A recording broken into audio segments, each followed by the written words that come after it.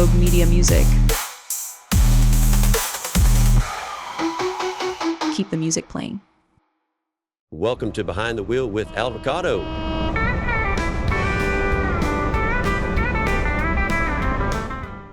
Welcome to another edition of Behind the Wheel with Alvacado. I'm Jim Alvarado, your host, Alvacado. And today in studio, y'all, please help me welcome Ty Smith. Ty Smith and the Minor Offenses. Minor Offenses, yeah. First it was just Ty Smith, but now it's Ty Smith and the Minor Offenses. And it's the band that you hang out with, a bunch of minors, right? A lot of people, that's been kind of the main question we've gotten is like, is the whole band kids or are they just like felons? And I can assure you they're neither. They're just a bunch of group of guys that like playing music and like to tour, and we have fun on the road. It could be like minor of the notes, you know, minor, right. And that's what I was kind of thinking. Minor. A lot of people go for like the minors, like coal miners. Oh yeah. Too, and I'm like, it's none of those. And then every place we've been to, I feel like everybody says offenses. And it's been kind of funny. The running joke in our whole band has been like, we got the best offense out there because people keep calling us the minor offenses. You know, you got one of the coolest names, Ty Smith. It's just so easy to say, and it's just so common. Ty, tell everybody where you're from, man. The big town of? Tulsa, Oklahoma. That's what I'm talking about. I actually live in Sand Springs. It's just right there with Tulsa. Right over there by Kane's Ballroom, baby. Yeah. Not far from that. How many times have you been there? Oh, hundreds. Before you were into the music scene and then some, huh? Yeah, I just got to make our debut there with Shane Smith, actually. We just played there. And that's big. Yeah, it was definitely a legendary moment, man. So if no one's heard of you, again, I heard of you because I am a program director for a radio station called Troubadour Country Radio. And your song came across my desk a couple of times, and I'm a listener of real good music. Whether I know you or not, I listen to it. And I'm telling you, man, your first song that I played, I believe, was Rocky Mountain Pines. I don't know if that was your first release or not, but, dude, it sent me to a place that I've never been before in a song. I actually was in the top of a mountain of a Rocky Mountain Pine, enjoying every bit of it, you know. And then I met you, and then it's like, you don't look like the guy who sings Rocky Mountain Pines. Yeah, I cut that song and recorded it when I was 14 years old. Wrote the song earlier in the year. And we weren't going to record it. And then we actually played it in Steamboat at the open mic just to get some thoughts on it. And people kept coming, where can we listen to it? Where can we listen to it? And so we finally sat down. We're like, okay, let's go record a single and actually kind of do this the right way. And so we recorded Rocky Mountain Pines, and we were like, hey, you know, these promoters are wanting to hear it. And eventually one picked us up and wanted to, you know, help us push the song to people. And we got lucky, and people started to like it.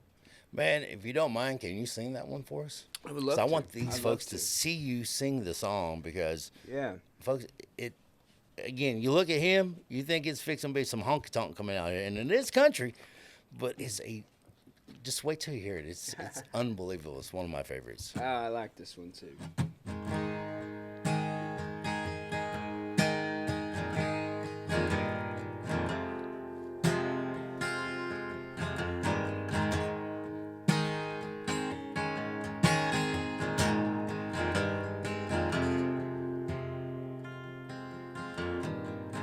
Wanna ride out of this one horse, no name town.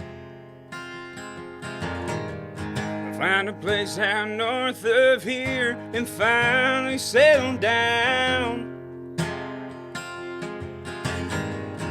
Cut back on the drinking, stand up on my 2 feet. Putting food on the table takes at least 50 hours a week. I've been stuck in this room and the roof, it's pouring rain. I've taken so many pills that don't remember my name.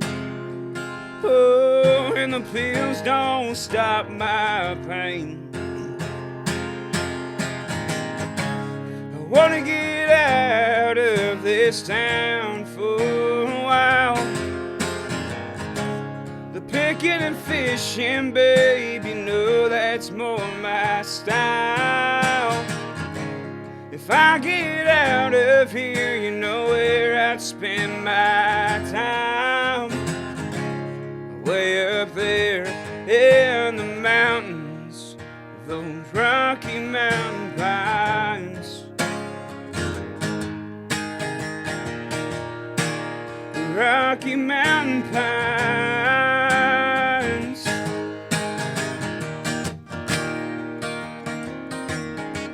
I wanna be up there where the snow falls on the ground. Be able to yell out there, nobody hears a sound. I want a guitar and a log cabin, that's where I'll spend my days. Even then I think it'd be hard to keep the lonely out of my veins. I wanna get out of this town for a while. The picking and fishing, baby, know that's more my style. If I get out of here, you know where I'd spend my time. Way up there in the mountains of those Rocky Mountain pines. Rocky Mountain pines.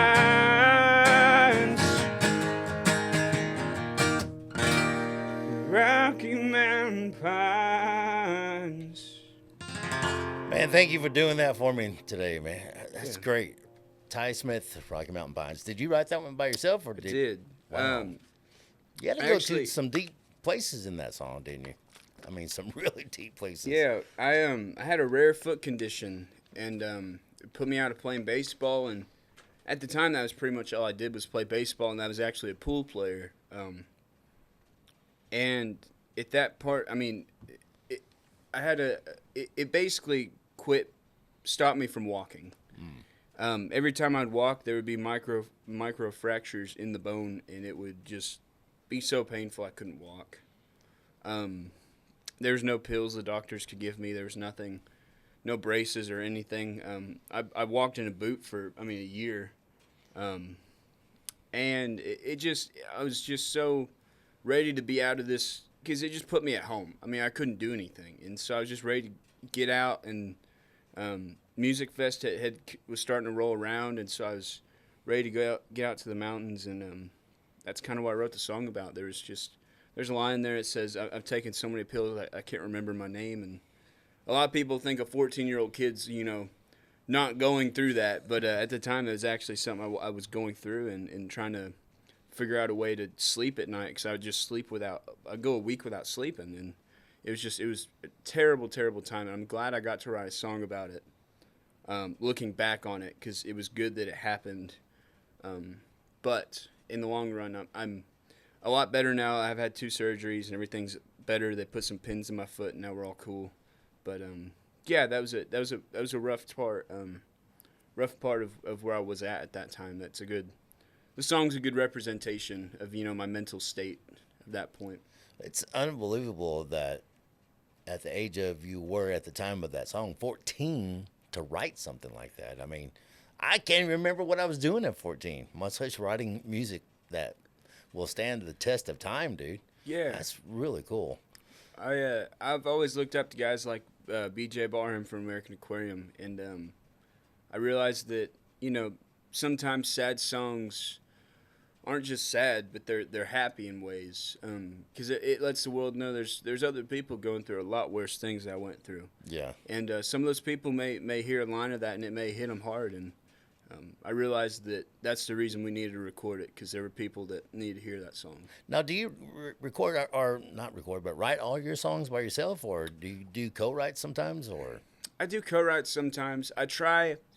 For me, co-writing's tough. It's always has been to get a deep. You're like, man, these are my ideas. I don't want to share them Well, more. and it's not even. It's just trying to get what I'm thinking out on paper is really weird. I have a weird process of doing it, and sometimes when I'm writing with other people, it can kind of like get in the way, and you start trying to mash ideas instead of sticking with one path. And I've been very lucky to co-write with some amazing songwriters. I got a buddy Bryce Dykes that used to tour all over the country, and he's kind of settled down now. But we sit down and write every now and then. And me and John Teague from the Teague Brothers just sat down and wrote last weekend. And Well, that'd be a good fit right there. so I mean, there's some people that I'm like, okay, I'm not going to turn down this co-write, But Yeah.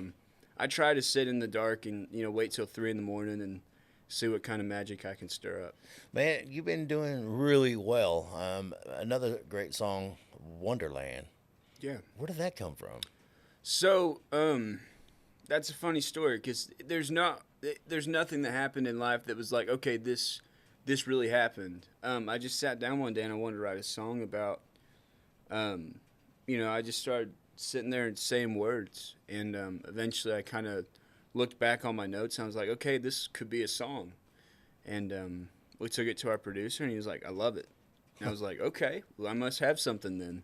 And we decided to record it, and promoters, after Rocky Mountain Pines came out, they were hungry for more because that song went top 40 on the Texas charts, and so they were ready to start pushing the next one and start pushing and pushing. So we're like, we have this song. I don't think it's good. I mean, it's good, but like I at the time I didn't realize what the song meant to people, and now today it's one of our favorite songs to play as a band. I love it. It's one of our favorites. How many people do you have in your band? We're currently a 5-piece. We have a fiddle player. We Guitar, got a bass, fiddle drums, player and now, Fiddle huh? player. We got a fiddle player now. Heck yeah, boy. So we'll see how it goes. Yeah. Can we hear Wonderland, or I'd love to, do you yeah. need to rest your voice a little more? Or No, we can get through it. man, you don't have to, but we got Ty Smith in Absolutely. studio, folks. I mean, it only took me until Steamboat Spring. We'll have to tell them about the time. So this is not our first time hanging out together. This is my actually second interview with Ty. The first one was in Steamboat, and we'll talk about that after you play this song from Yeah, Wonderland. yeah. Well, Love this song here. This is Wonderland.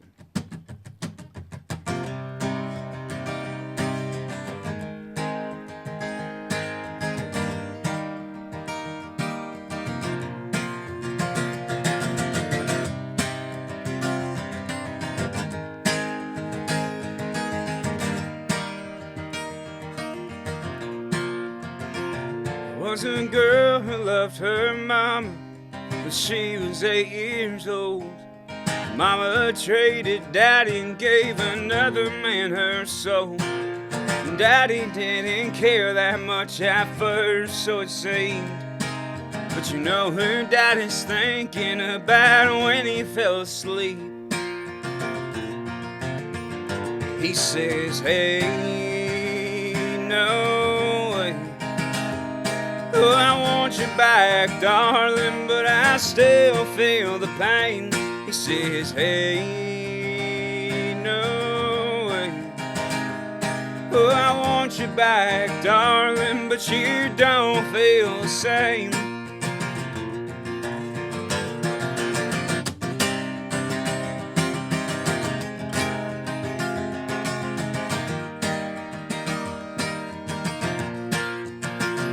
So she set off at midnight, trying to find this man who's made her daddy's life a miserable wonderland. He's got bad tattoos, he's got a sorry attitude, and he's easy to find even in darkest of rooms. He says, hey, no way.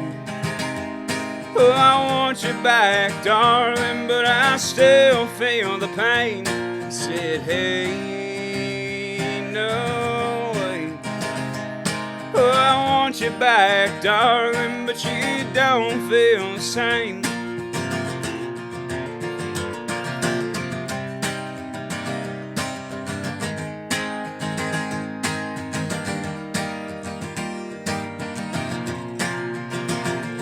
Was a girl who loved left her mama when she was 8 years old. Now she's sitting in a prison waiting for them to take her soul. Man, deep words right there, dude. Yeah, we had to come up with an alternate ending we figured out, and that's kind of what we went with in the studio, and the producer was like, perfect, let's roll it, and so we just kept it. Man, I like your red guitar over there, that Gibson you got shining. Yeah. I see that you're working on the Willie Hole there. I am. It's I still got the pick guard on, so we'll see how long that lasts. Yeah. I hope forever. I like it, but Yeah, I mean, but you know, she gets played. You know, what's her name? she ain't got one yet. I mean, I think it's a woman. It's got to be a woman. Has to be, but I'm not sure. Old girl. There was, I think at one point we tossed around Old Red. Old Red. But I don't know. I don't have a whole lot of guitars to choose from yet, so I don't have to roll in my guitar vault and choose from four. What it was that I heard that Willie Nelson, it was like 20 years after he was playing before he realized that he needed to name his guitar Trigger. I think so. I think it was like I've read that 20 somewhere. or 30 years before he named it. So yeah, and they've you got a already ways to that. go. I don't think you're 20 years in yet, are you? No, just I'm just shy. Shy. I have 18 years experience with 16 years of life. So, we keep adding. Man, the road makes you grow up quick. And speaking of the road, the first time I got to meet this guy was at Steamboat Springs, Colorado this year of 2025. And, man, it was a chaotic thing, but he was doing, I guess, mic night or what it was. What was we that? were doing open mic. Open mic, yeah. Me and Jake were kind of hanging out throughout the festival. And it was funny to actually meet Jake and Tanner Ussery and Jake Worthington. And me and Jake were hanging out, and my mom had talked to you, I guess, in the audience. She was like, "Hey, my son does music, and you guys should meet." And you were like, "Oh, that's your son?" Yeah. It was kind of cool because I was out there with my Osmo 3 filming Jake, or I think Jake was before y'all or after y'all or something. But he was getting ready to go on. Yeah, after that. So, but I wanted to film some people because I think Keller Cox was there doing a song, and Keller's a good friend of ours. Oh, yeah. And so I wanted to film Keller a set, and then you came on and you started singing. I'm like, wait a minute, that's my favorite song. And I started recording, and then I saw your mom over there bebopping around, and I'm like, hey, that's your son? She goes, yeah. I'm like, is there any way I can get an interview with him?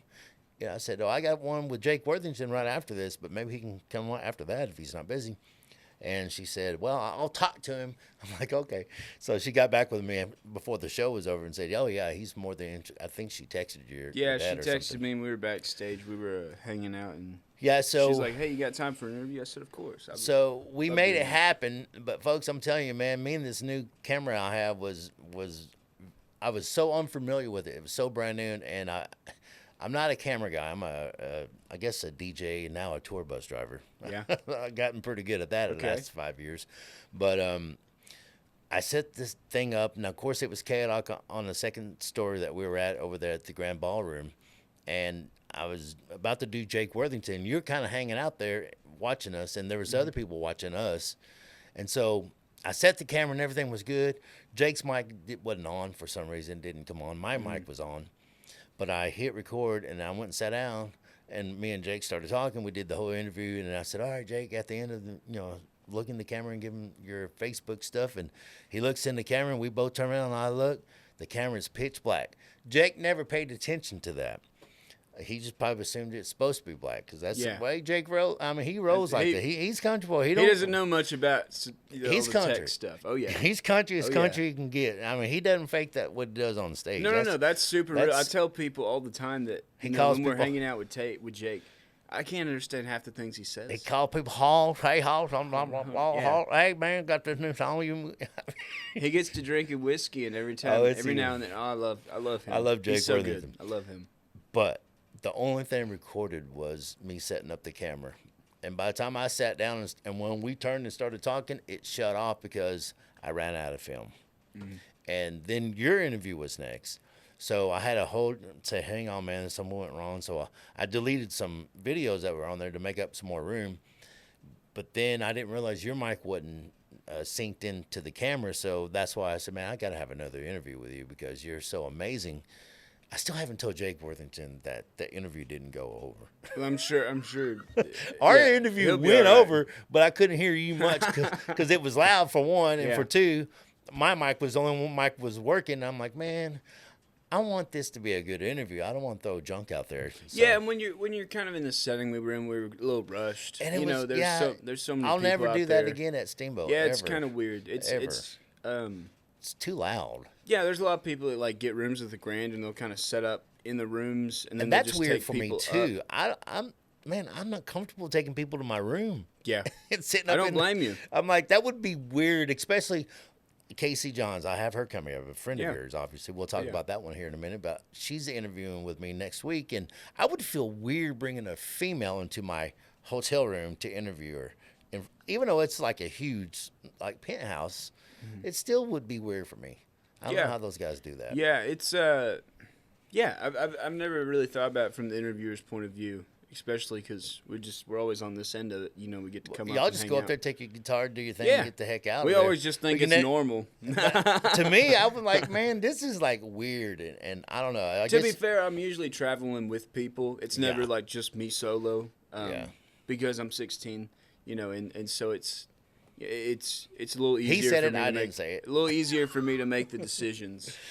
Ty, you are out there touring. You're doing a lot of acoustic too, I assume, or are you full band? We're on the band on the road. Oh, really? This weekend actually. You got full band? Next 4 nights we're playing full band shows. So you're in Texas this week. Yeah, and, Texas I mean, this week. of the filming here. Yeah, the but filming. Can't put a date on filming because You never It's a know. podcast. It never keeps know. rolling all year round. But you were just telling me off camera, or maybe it was on camera, that you were opening for Shane Smith and the Saints over at Kane's Ballroom. Yeah, That was amazing, dude. Did y'all have fun? it was an incredible time. That happened because of Corey, his merch guy. We were in Kansas hanging out with Shane and them, and it was while Shane was on stage. I went to go, talk with Corey and say hi before they started, and he was like, "Hey, they got a Tulsa show coming up, in February that they don't have support yet for. You should talk to Shane about it." And Shane came out that night and signed merch like he does every other night, and we caught him at the tail end of it and kind of talked for a little bit, talked about stuff we had going on, and he was like, "You know what? Have you ever played Canes before?" And I was like, "No." He's like, "Okay, let me make some emails and see what I could do."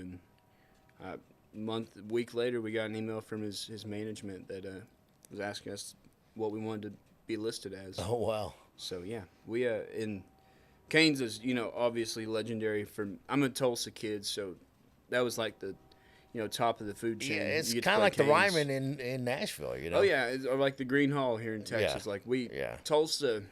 It's funny because a lot of Tulsa guys get used to having Canes ballrooms, so they want to come play Green Hall, and then a lot of Texas guys get used to having Green Hall, so they want to come play Canes. Yeah. And but no, Canes was phenomenal. It's definitely, you can feel the history and years when you're in that building. It's really, really cool. And all the cool pictures of all the old timers have Oh been yeah, there. oh yeah, and just being backstage and hanging out. I've been to hundreds and hundreds of shows there, and just to be, I've been backstage there before, but to be backstage, and it's as an artist, it's different when you're like actually playing there and Yeah. you're backstage, because you're like, okay, I'm supposed to be here. It's a good feeling. I'm very blessed that Shane would throw us on that. Well, hopefully you'll be doing more with Shane and the boys. They tour a lot, man. They do. They are always gone on the road. Matter of fact, I think they're up to 2 buses now. They are, and yeah, they deserve every bit of credit, man. They road dog it every year, and that's always been their mentality. They're gonna work hard, and whatever happens for them. I mean, they're playing down McLean Stadium, boys from Oklahoma. I You know what I mean? it. That's With Wade that's Bowen. insane with Wade Bowen, in, Waco boy. in American Aquarium. Yeah. So that's gonna be an impeccable show.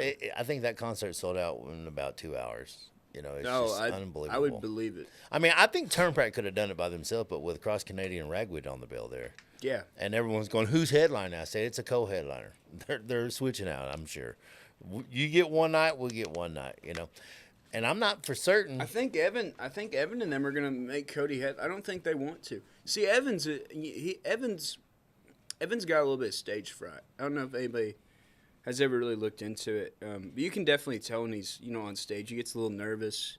which you would think somebody like Evan would not be nervous, but he's super, super good person. He's from Tulsa, too, right? He's around, not far from, just outside Tulsa, and that whole group of guys is. And I mean, RC came to the Canes show, the bass player for Turnpike, and hung out for a Rooster. while. And yeah, oh yeah, we did a long hot summer day for the encore of Shane's show, and everybody got up. And but yeah, Evan's kind of he's kind of like to himself, you know. Not I wouldn't say introverted, but he's definitely like just kind of wants to relax and chill and have a good time. And when you're as famous as he is, it's really hard to do. Yeah. Because no matter where you go, you got 150, 300 people trying to get pictures and say hi and do all this stuff. And it just, you know, he's definitely kind of getting used to just being left alone in the corner. And I think that's good because he really enjoys it. Well, are you taking notes of all this? I'm trying. Because as you're getting up there yourself, you're going to have to deal with that one day. I hope. It'd be a good problem to have. I'll tell you what. Everyone says that, and then they have that problem. Like, this is not really all fans, that. Oh no. You know. No, I love it's great. And man. William, I mean, I always say this because William is my boss for one, and I've gotten to know him real well in the last year and a half. It's like he loves singing and songwriting. That's what he goes. That's what I signed up for. What he did not sign up was the cameras following him all the way around. Getting his every move and every moment. And social media, he's not really good with that because he's a social butterfly, man. If you haven't met William Clark Green, folks, William is like he is on stage, and he's probably twice as hyper off stage. If you see him at the store, say hi. Yeah. You won't be bothering him. He loves when people come up. One time that he said he was out grocery shopping in Fort Worth because he lives in Fort Worth. Yeah. He lives actually on TCU campus. Okay. So he was at a HEB over there, and somebody walked up and said, "Man, you sure look like William Clark Green." He looked at him and goes, "I am." "Are you kidding? Can I have a picture?" And he says, he calls me Jimmy. He goes, "Jimmy, it just never gets old." I like that. He goes, when they don't ask you who you are and what can I have an autograph, that's when you need to start worrying. He said that means your career is headed down. Yeah, Will, he's man, I've been going to Will's shows since I was 4 or 5 years old, and have you been to Cotton Fest? I haven't, and I've talked to him about working together and doing some stuff with Cotton Fest, and we'll see if it lines out. We really like Lubbock. Red Dirt Rebel out there plays the crap out of us, and we got a lot of fan base out there, and so we'll see if we can work something out next year. But Will's just, he's always been the coolest to take.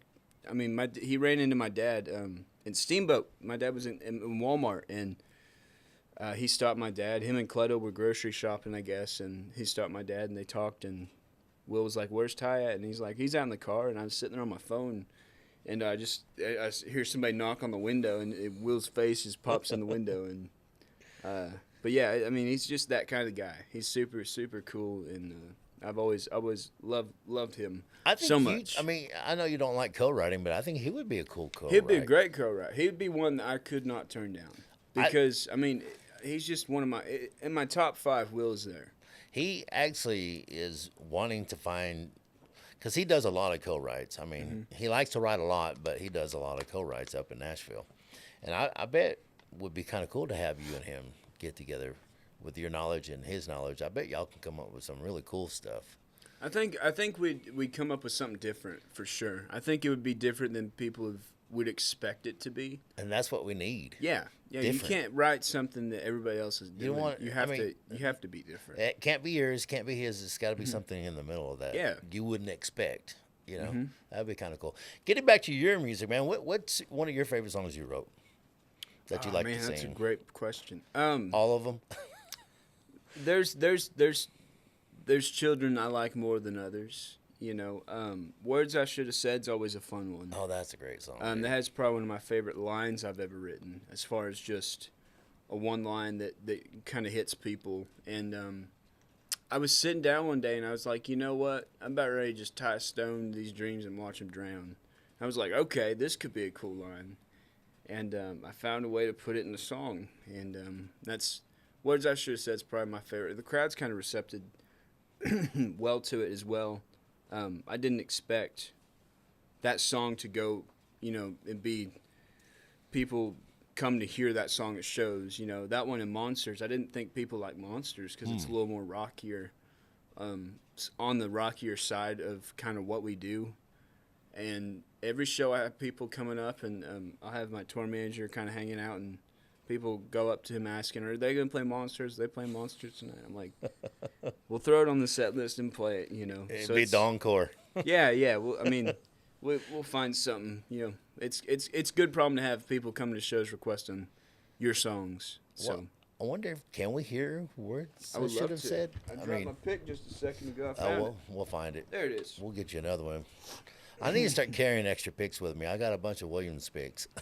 Nobody wants to use those. No, I think I got at least 10 of Will's picks in my house. They're different though. You notice? They're the yellow. I got like a generation. I got a green one. I have with the a bear green on one. it. I have the green one. I have the yellow one. I have one with like the foxtail or the Oh, yeah, raccoon tail yeah, wrapped yeah. around it. Yeah. Back when they did those. Yeah, I have a book of picks. I started collecting when I was like 5 years old because I was going to Really? so many shows. And I have this book at my house of just all these guitar picks. And I think I have like 5 pages of just William Clark Greens. And then there's like 5 pages of American Aquariums. And there's a whole... We'll have to share pics, photo pics, because I collect pics too. Okay. I just haven't put them in a book yet, Yeah, my mom got me that for my birthday one year. And I was super excited because I had a way to like store them all. All mine are in like a big pile like this. Yeah, that's how I was doing it for And a I long hope I time. don't lose them because there's some that you probably can't ever get again, Yeah, that's something that people don't realize, that guitar picks are really cool collectibles. Yeah. So Especially when they've been played with. buy guitar picks. Do it. This is words I should have said. We'll see.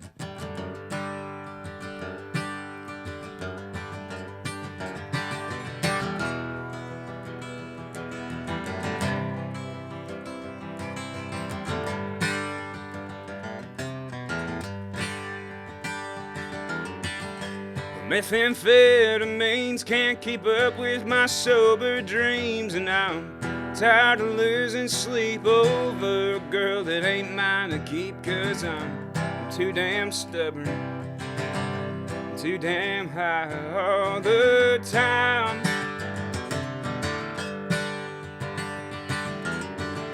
Says she loves me, but only when she's had some whiskey, and I'd fly to the moon and stars if it meant I could hold her heart. But I'll never hold her heart.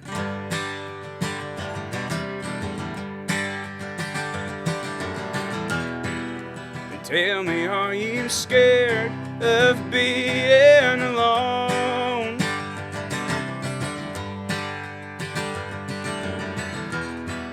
But tell me you're exhausted and have nowhere to go.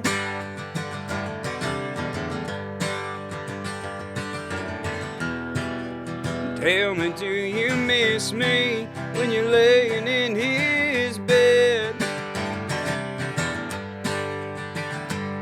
Or do I keep you up at night 'cause of all the words I should have said?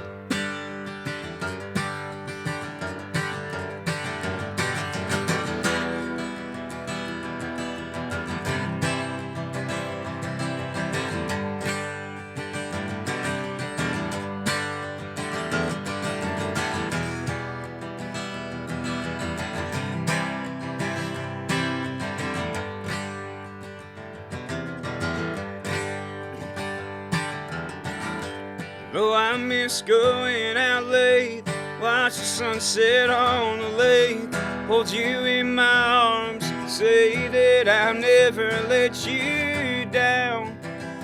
I tied a stone to my dreams and watched them drown.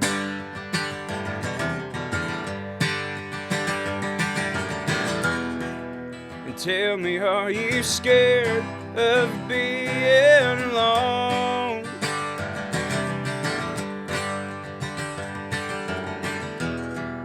But tell me you're exhausted and have nowhere to go.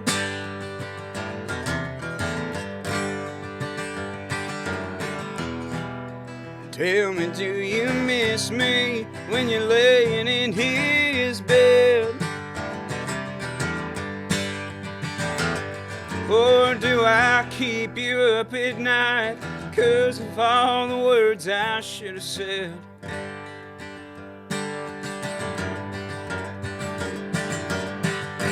Well, methamphetamines can't keep up with my sober dreams, and I'm tired of losing sleep over a girl that ain't mine to keep, 'cause I'm too damn stubborn, too damn high all the time.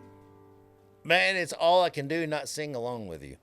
I don't want to mess you That's up, a good man. problem to have. Yeah, but dude, when your songs come on the radio, because all I listen to is Troubadour, man. Because it's on Live 365. By the way, go get it. Download the app. But Do it now. It's amazing. I mean, it plays really good music all the time, and every time your songs come on, man, I crank it up because even though some of your songs are like a slower style song, they have. Brittany Nelson said one time, sad song with a fast rhythm, a good rhythm, always is a home run. Always. Like, slow, sad song, good rhythm, makes a great song. I'm like, Yeah, I was just with Bernie out in Abilene, hanging out with him and Mark Powell. And yeah, I know. Oh yeah, they were. Bernie's a cool dude. You I like were up him. there for some kind of. We were there writing? we were there for hanging out. We thought about riding, but it got so late we just went to bed. I wish we would have gotten to ride with Bernie because obviously he's done a lot of legendary things. I and did stuff. not realize how much that man has been around. I didn't realize how many things he had done, just on the like smaller side of things, because he's done thousands and thousands of rights that people have no clue about. Obviously, some of the bigger ones, like Daddy Never Was a Cadillac Kind, that's always something I grew up, listening to that kind of music. Confederate Railroad. Confederate Railroad. Come on, man.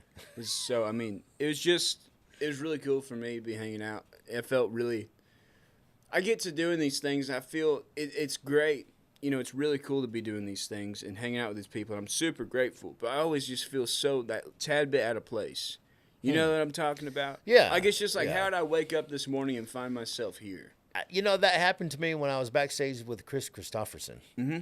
Like, my buddy Cody Jinks invited me to come up when Chris opened up for him in Dallas, and I told this story not too long ago on a podcast that I got to hang out with Chris Christopherson, and I'm like, he's standing like from me to you, and I'm not asking him nothing.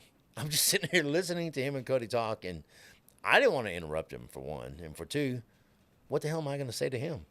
I'm not a songwriter. I'm enjoying two songwriters talking, and to me that was big enough, Yeah. I mean, especially Cody, because he knows a lot about the business. You're a Jinx fan? Big Jinx fan. Big Jinx fan. He Got it. learned, just like you are. Yeah. I mean, he had to be taught too. And I told this story on a recent podcast not too long ago that Cody Jinks and Jason Eady was sitting in a bar together, and they were they couldn't get a gig, man. They couldn't get people to come to their show, and they were playing. And when the owner walked by, because they said we could see the owner's hat coming in towards the bar, we go, "Strom, all right, for the next song." So they were just sitting there talking to the bartender and drinking beer. But yet, when they saw someone walk by, because there's no one in the audience, Right. so they saw the owner walk by, he strummed a song, like they just finished, and then they started playing another song, But he was stuck in a situation where he couldn't figure out how to get to that next level.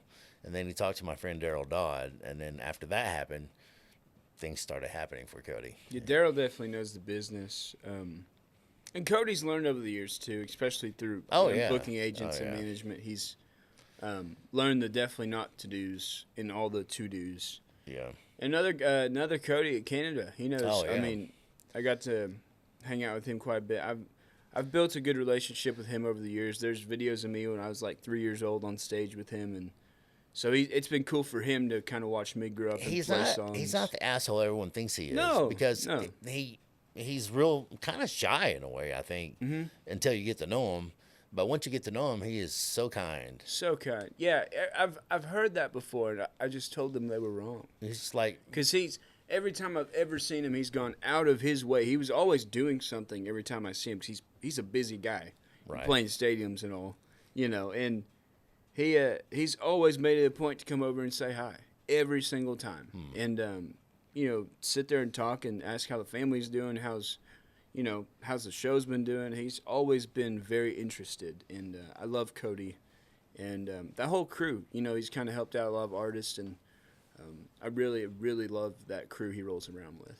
Let's talk about you and Casey Johns. How did that happen, man? Yeah, so we have a mutual friend named James, and we met him out in Idaho for a festival, and he basically put us in touch with Casey because we were looking for somebody to do the duet. And Casey, she was getting on a flight, if I remember right, to go somewhere, and she got the song right before the flight, and that was the only thing she listened to for the entire hour and a half, and she fell in love with it, and she said, whatever I have to do, I want to be a part of this song, let's do it. And so you wrote the song. Me and Bryce Dykes wrote this song. It was actually because of a Mike McClure text. I got a text from Mike. We were writing a song for a friend of ours named Jake Flint who passed away. And that upset the entire Oklahoma community because Jake was a big pusher of people. From Wyatt Flores to J.R. Carroll to a bunch of other Oklahoma artists that are, on the uprise right now. And he was a big part of it. And so I was like, hey, Mike, I know you knew Jake pretty well. And I was like, hey, let's write a song for him. And this is kind of what I have so far. And Mike was like, first of all, and when somebody says first of all, it's never good because there's always a second of all. And he says, first off, it's a good song. I like it. And he says, but, and obviously you don't hear anything before the but, you just see after it. He's like, but I would really try to rewrite this song and gut yourself and try to bleed it on the page. And I kind of sat there and I was like, okay, this legendary songwriter, because Mike McClure's from Turnpike to Ragweed to he's had his hands in everything songwriting and producing wise. I was like, okay, if he's saying this, I really need to take it into consideration. And I was like, you know what?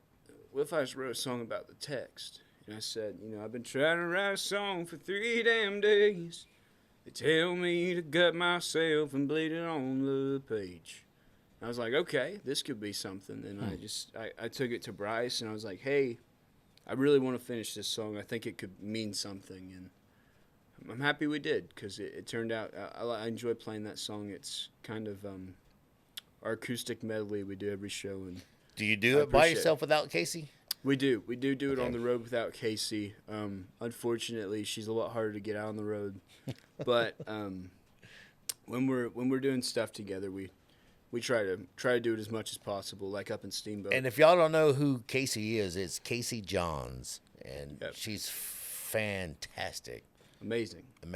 Well, would you do that I song would love for to us? play Lost and Found. Man, this is a great song, and like I said, him and her on the song is killer. If y'all don't have it, go get it, download it. Check it out. It's probably one of the top 5, if not close to number 1 on the Texas charts right now. Yeah, it's climbing.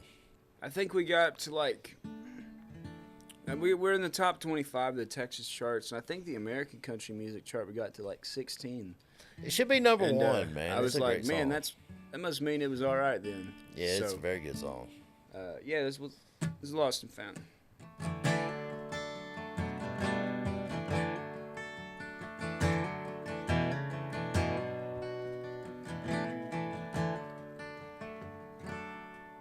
I've been trying to write a song for 3 damn days. They tell me to gut myself and bleed it on the page. My skin is thick and these blades ain't sharp. This house is half as cold as your broken heart. Our love's like a fire, but without the flames. Lord, it burns us every time, there's nothing to tame. And you think we'd learn after a time or two, But if we both stay, then we both lose. Let's just burn it all away. Take our hearts their separate ways. Let the ash fall to the ground. Leave this love in a lost and found.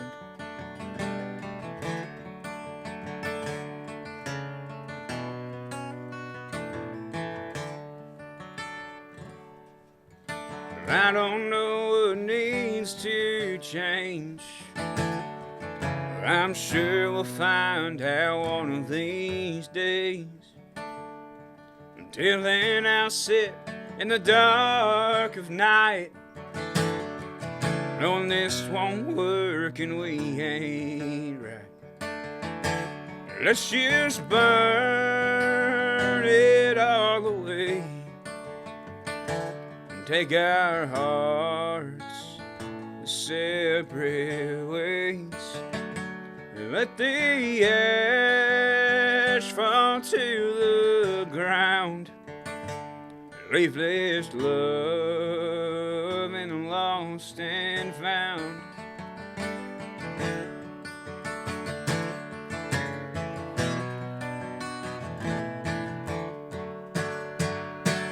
Let's just burn it all away. Take our hearts to separate ways. Let the ash fall to the ground. Leave this love in the lost and found. Now it's all burned to the ground. Left our love in the lost and found.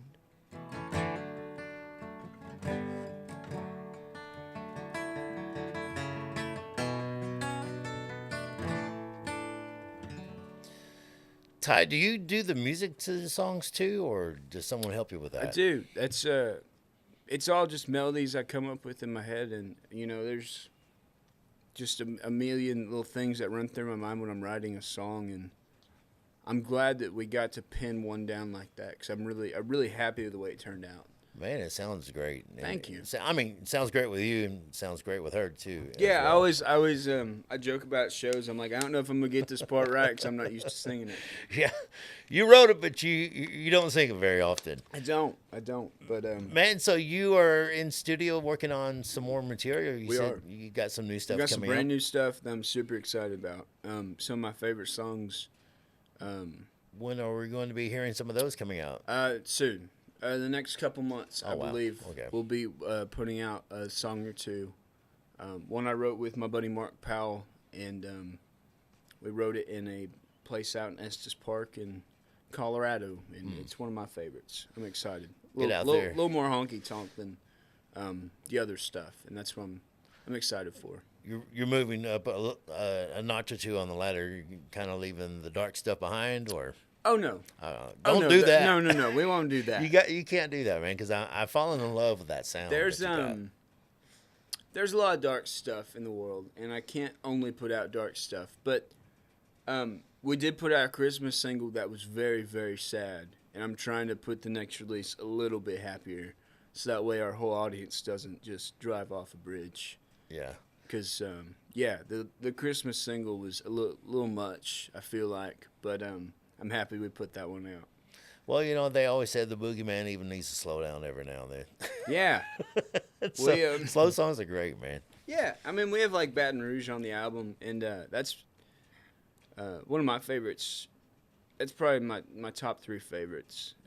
Just song lyrically. I wrote that in Austin, Texas. I was out there getting ready to catch a flight, and I was like, I want to write a song first. And I sat down that day and wrote Baton Rouge in probably 7-8 minutes. Wow. Didn't take me longer than 10, I don't think. I was talking to some songwriters, and they go, man, I don't know who says they can write a song in 10 or 15 minutes. It takes me 2 or 3 weeks, sometimes 2 or 3 months, and sometimes 6 months to write a song. I'm like, I've talked to people who said they can write a song in 15 minutes. It just happens. comes to you. It's a weird thing, because there's some songs that take you three months. There's songs that take you a year to write.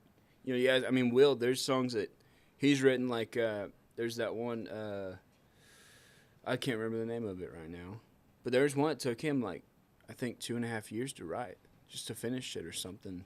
And Probably Ringling Road. no, they said they wrote that. He co-wrote that one like less than a night. That was a big one for them. I really like that song. I get to interview Will soon. I mean, Will's the reason why I'm doing this podcast. And yeah. He's been on my butt about a year trying to get it done. And so he and I come up with the idea of Behind the Wheel with Alvacado. And I said, well, I'll do it, Will, if you'll be my first interview. He said, oh, no, yeah, no problem. Well, it's been over a year, and I'm still waiting on that interview. Well, I've heard he's busy. I know. I'm the one who's there with He'll him. be quick. I take him to these busy places. Well, Ty, before we get you out of here, man, how can people follow you on social media and all that good stuff, man? Man, anywhere that you guys listen to music, y'all can check us out. Ty Smith and the Minor Offenses. All social media is under that. So we got Ty Smith and the Minor Offenses.com. Y'all got to go check our website, tour dates, merchandising, stuff like that. Buy the merch. That's what helps pay for the fuel to get them down the road. Puts money in the gas tank and helps put more merch on the shelves. Yes. So do it. If you guys want to support local artists and national artists, merch. Buy the merch. That. Buy the tickets. If you have a group of friends coming out to a show, help them out. Grab some tickets. Because we know y'all ain't buying the songs. You get them on Pandora. You get the songs for There's free. your camera, my camera. You get the songs for free. Yeah. So buy the tickets. Even if you don't know you can make it to the show. It helps out more than people understand. Yeah. A lot. More than that. And by the way, if you're looking, while you're looking for his stuff, you can look for our stuff too. It's on YouTube at Behind the Wheel with Alvacado. And you can also find us on Facebook too as well. Yeah. Ty, so you're about to hit the road and go do a little touring, Texas style, huh? Little Texas touring, man. We love it here. We kind of claim it as our second home, our home away from home. We like it here. Well, man, thank you for stopping by the studio, and I appreciate your hospitality with the music and all that. And man, can y'all believe he's only 16? I mean, that still blows me away, man. Yeah, it's funny to me sometimes too, because I hear stories of other people at 16. I'm like, there's one or two of y'all out there that are killing it right now. Yeah, I mean, and it's a great time for people my age. You know, that's another thing we were talking just yesterday about. You know, there's like not three, but close to 5 or 7 years ago in that time frame, a 16-year-old was, looked at as a child and not, somebody that can actually work and do things. And it's kind of changing. I mean, you had the people like Tanya Tucker that were stars at such a young age. Yeah. And then for years and years, there were people, but they weren't like people actually doing it. And there's a lot of people that discredit everything I do just because they hear my age. Well, it started back a few years ago when I was out with Randall King. This kid named Braxton Keith was coming around. He was real young. I think he was about 17 or 18. Mm-hmm. And now he's 20, 21 now, but he's killing it out there. But then you came on the scene, and then there's another Ty out there on the scene. Myers is about your age, and then there's that Hudson Westbrook who's kind of like around y'all's age. So all three of y'all are in this bracket of really doing well. And, dude, we're not doing Ty Myers well just yet, but we're getting there, I promise. You're going to get there, man. You're going to get there. No, Ty's great. I love him. I don't know how I think it's because he had connections, man. I didn't know that, but did you know his grandfather was Lone Star's tour bus driver? I did not, but I did hear that the people. I mean, first of all, if people don't know you and then all of a sudden they see you're a big deal, there's people that are haters. Yeah. Even when you're not a big deal, people they just enjoy hating. Yeah. And Ty's a great artist, super talented, great guitar player, great songwriter, and I will go fight for him any day. Yeah. I love him. I mean, He's great dude. I'm glad y'all are writing your own stuff, which is heartwarming and just beyond. I don't know how you guys do it at your age, Ryder Grimes even said, "Have you find out where they go in their mental state to write? Let me know, because he's like 19." He's 19, 20 right there. Yeah. I just talked with him the other. We played a show in Stillwater not long ago, and I fell, and it's been a whole thing on stage. I fell and made a couple of TikToks out of it, which was good, But Ryder got on there and commented about it, and we laughed about it for a while. But I like Ryder. He's really cool cat. I like him.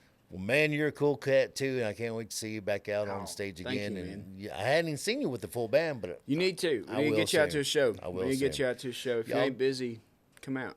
go catch him. Ty Smith and the Minor Offenses.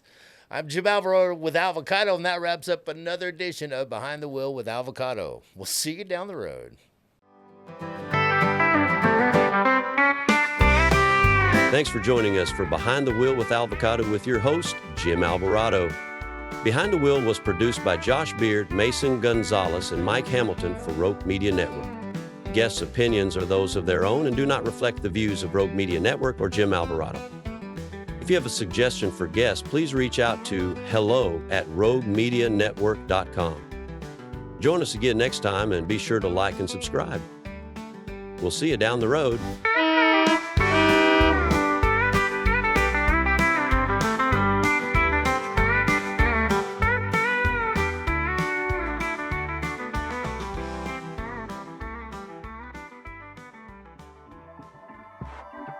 This has been a Rogue Media Network production.